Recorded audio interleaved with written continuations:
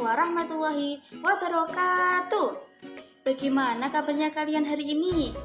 Alhamdulillah, semoga kalian tetap dalam keadaan sehat dan tetap semangat walaupun belajar dari rumah.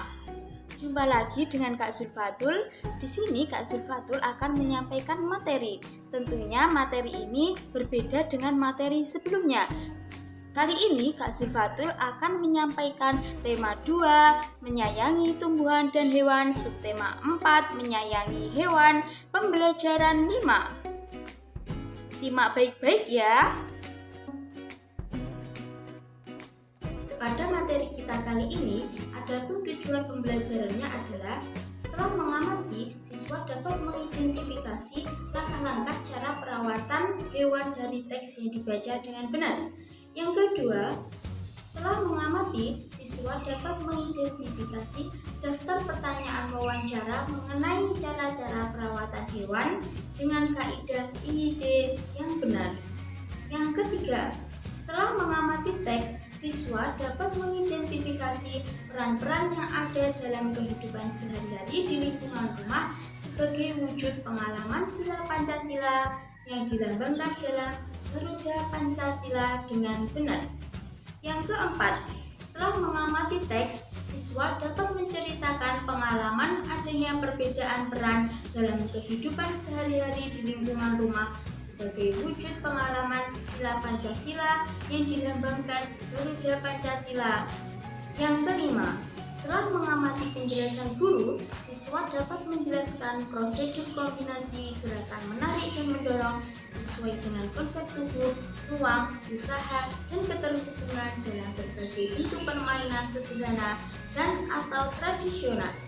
Yang keenam, setelah mengamati guru, siswa dapat mempraktikkan prosedur kombinasi gerakan menarik dan mendorong sesuai dengan konsep tubuh, ruang, usaha, dan keterhubungan dalam berbagai bentuk permainan sederhana dan atau tradisional.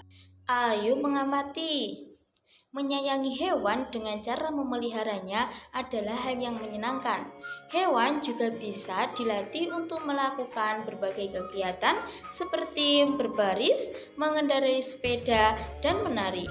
Kita dapat melihat hewan-hewan yang terlatih itu dalam sebuah pertunjukan sirkus. Tidak hanya hewan yang jinak, hewan buas pun dilatih agar bisa ikut pertunjukan. Dalam sebuah kelompok sirkus, hewan-hewan dilatih dan dirawat dengan baik.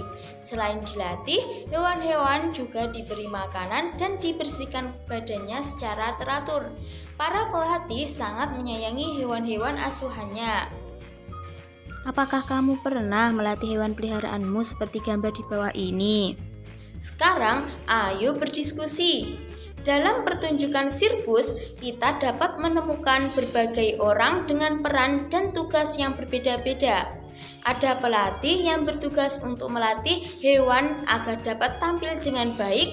Ada pegawai sirkus yang bertugas untuk menyiapkan tempat pertunjukan. Ada juga pegawai yang bertugas menjual tiket.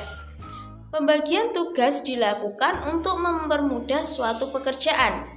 Pernahkah kamu berbagi tugas dengan teman-temanmu saat tugas di sekolah? Coba jelaskan nama kegiatan dan pembagian tugasnya.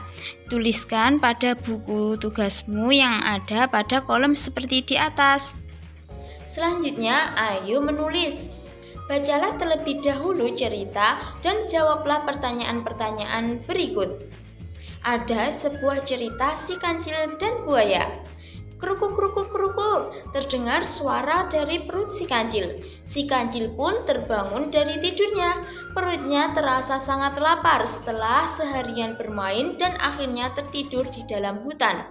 Si kancil membayangkan mentimun, makanan kesukaannya. Kebun mentimun tumbuh subur di seberang sungai. Kancil ingin sekali memetik mentimun di kebun itu. Namun kancil kebingungan mencari cara untuk menyeberangi sungai. Sementara itu, banyak sekali buaya yang tinggal di dalam sungai. Si kancil pun berpikir dan mencari akal agar dapat menyeberangi sungai. Tiba-tiba ia berteriak memanggil para buaya. "Hai buaya, keluarlah!" teriak si kancil.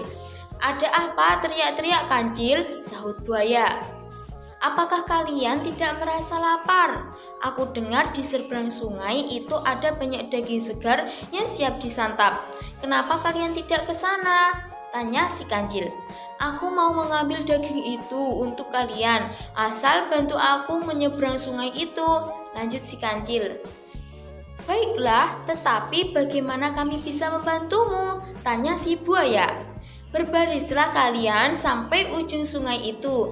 Biarkan aku berjalan menyeberangi sungai melalui punggung kalian, kata si kancil. Si kancil terus melompat dari satu punggung buaya ke buaya lainnya. Hingga akhirnya si kancil sampai di seberang sungai dan mengucapkan terima kasih kepada buaya-buaya itu atas bantuannya. Nah, setelah membaca teks cerita si kancil dan buaya, sekarang buatlah akhir dari cerita tersebut sesuai imajinasimu ya. Yang kedua, sebutkan tokoh yang ada dalam cerita dongeng dan sifatnya. Tulislah pada buku kalian ya. Selanjutnya yang terakhir, kegiatan bersama orang tua. Kegiatan bersama orang tua dilakukan di rumah masing-masing. Orang tua membantu siswa berlatih bermain peran sesuai penugasan kelompok.